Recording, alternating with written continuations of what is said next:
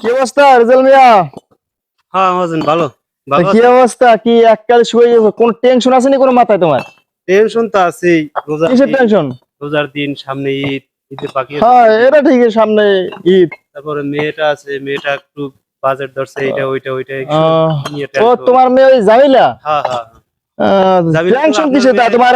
পরে হ্যাঁ হ্যাঁ হ্যাঁ জামিলা সিরিয়া। তো সমস্যা নাই, তোমরা কাজ করো।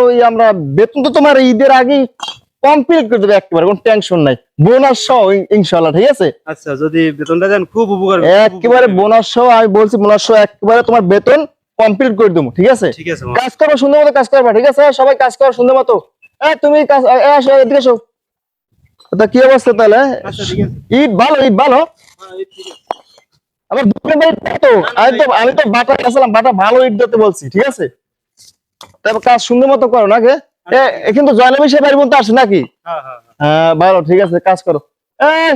এদিকে বাকুমে, এদিকে